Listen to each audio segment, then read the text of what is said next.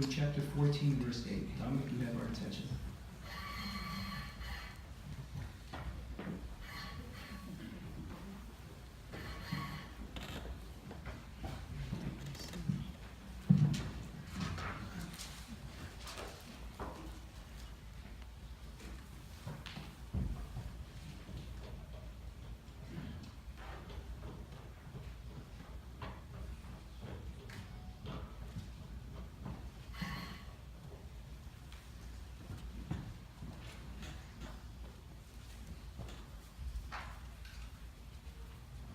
Here I am reaching up against them the Medes, who regard silver as nothing, and who take no delight in gold.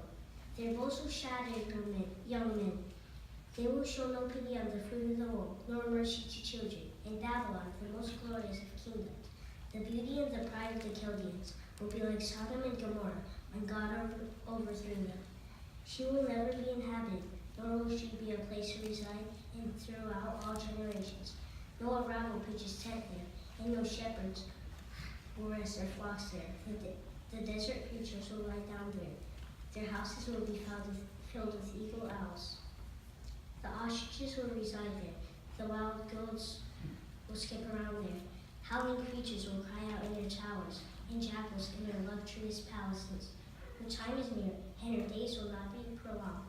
For Jehovah will show mercy to Jacob, and he will again choose Israel. He will settle them in their land, and the foreign residents will join them and attach themselves to the house of Jacob. And peoples will take them and bring them to their own place. And the house of Israel will possess them as male and female servants in Jehovah's land. And they will be captors of those who held them captive. And they will have in subjection those who are forcing them to work. In the day when Jehovah gives you rest from your pain and from your turmoil and from the hard slavery imposed on you, you will recite this proverb against the king of Babylon. How the enforcing others' sword has met its end, how the oppression has ended. Jehovah has broken the rod of the wicked, the staff of the rulers, going furiously striking peoples with unceasing blows, going angrily subduing nations with relentless persecution. The whole earth now rests free of disturbance. People cry out for joy. Even the juniper trees rejoice over you, along with the cedars of Lebanon. They say, ever since you have fallen, no woodcutter comes up against us.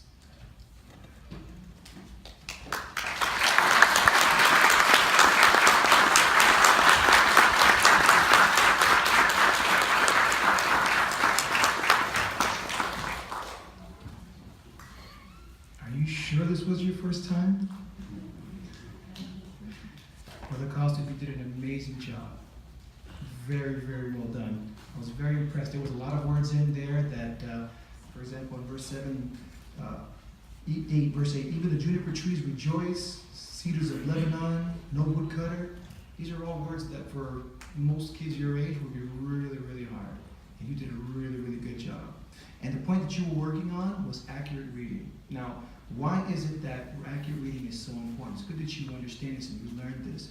Because when we talk to people in preaching, we want to be able to talk to them so that they understand what it is that we're trying to talk to them about, and especially when it comes to talking to them about the Bible. That's why accurate reading is so important. And it mentions here that as one of Jehovah's Witnesses, we have a responsibility to talk to other people about that, which is why accurate reading is so important. So how can we do that? Well, it's one thing you don't want to do when you're reading. You don't want to use your own words, and then you come to a word and it's a little hard, and you just kind of pass it over and you just kind of keep on going. We don't want to do that. Why? Because it detracts. People will notice that, and they'll pick up on that, and they'll kind of get distracted, and they might not even pay attention to what you're reading. But you didn't do that. You did a really, really nice job. And the only way you could have done that is with careful preparation.